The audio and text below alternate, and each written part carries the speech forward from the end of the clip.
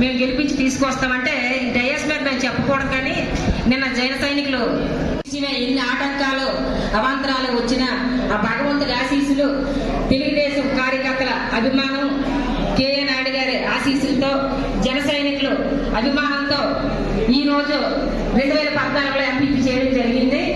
నాకైతే కుర్రోళ్ళు ఎలక్షన్ లో నిలబడితే అండగా ఉండే కొండలు కూడా పిల్లి చేస్తారు కనుక ఈ రోజు అదే సెంటిమెంట్ నాకైతే మాత్రం అనిపిస్తుంది.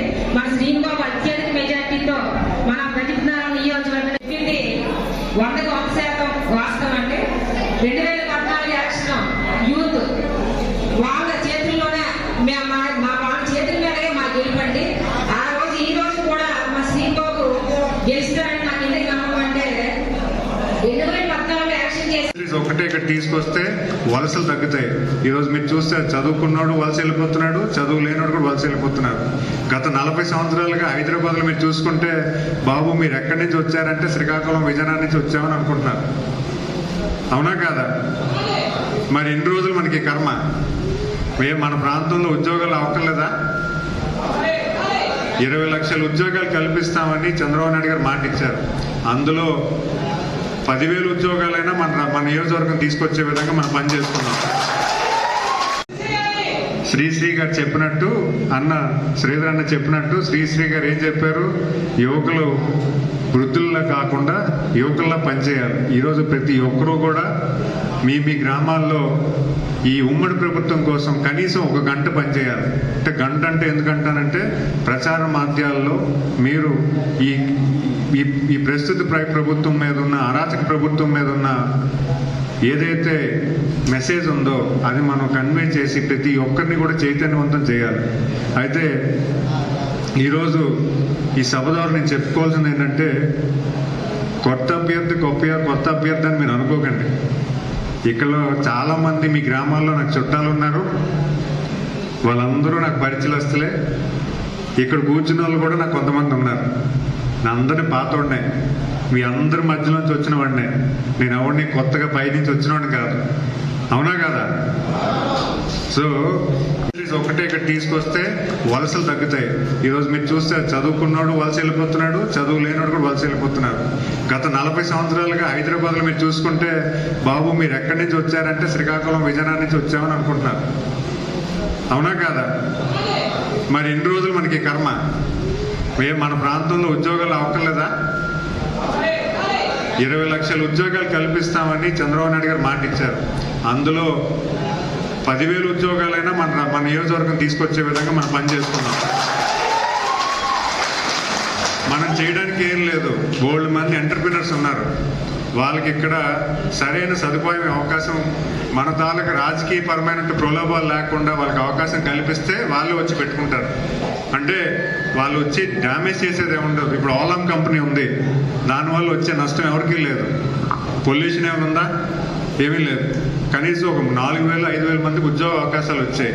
వాళ్ళు రైతుపరం కుటుంబాలు రైతుగా పనిచేస్తూ ఈరోజు ఉద్యోగాలు చేసుకుంటున్నారంటే అలాంటి ఇండస్ట్రీస్ మనకి చాలా అవసరం. అదేవిధంగా మనం పని చేసుకుందాం. అదేవిధంగా ఈరోజు నాకు మీ తాలూకా సహాయం ఎంతైనా కొంత కావాల్సిన ఉంది. అంటే ఎంతోనా కొంత కాదు, బాగా అవసరం. ఈరోజు పోల్ మేనేజ్మెంట్లో మీ అవసరం నాకు చాలా అవసరం. మీరందరూ కూడా పోలింగ్ చేసే సమయంలో పార్టీ తరఫున, ఈ ఉమ్మడి పార్టీ తరఫున మీరు నిలబడాల్సిన అవసరం ఎంతైనా ఉంది. స్పెషల్గా గజపతినగర్లో చాలామంది ఓటర్స్ ఉన్నారు. వాళ్ళందరూ ఓటు వేస్తారా లేదని మీరు చెక్ చేసుకోవాలి. ఎవరైనా హెల్ప్ అంటే ఇక్కడ తీసుకురావడానికి, పోలింగ్ బూత్ తీసుకురావడానికి ఏమైనా హెల్ప్ కావాల్సి వస్తే మీ సాయం అవసరం అవుతుంది. అదేవిధంగా గ్రామాల్లో కూడా అటువంటి పరిస్థితి ఏమైనా ఉంటుంటే మీరు ఖచ్చితంగా మీరు చేయాలి. అదేవిధంగా మీలో నాకు ఒక లిస్ట్ ఇస్తే పోలింగ్ మేనేజ్మెంట్లో కూడా కొంత వాలంటీర్స్ తీసుకుంటాం. ఆ పోల్ మేనేజ్మెంట్లోని మేము అంతలకు సపోర్ట్ తీసుకుంటాం. అదేవిధంగా నేను ఇంకో విషయం ఏంటంటే, ఈరోజు జన సైనికులు చాలామంది చెప్తున్నారు మాకు తెలుగుదేశం నాయకులు మీటింగ్స్కి పిలవట్లేదని. మీరు అలాంటివి ఇబ్బంది పడకండి, ఇకపైన అది జరగదు. ఎందుకు జరగదంటే మాలో చిన్న వైసీఎంఎల్ఏ ఉన్నాయి, అవన్నీ కూడా ఇప్పుడు తొలగిపోయాయి.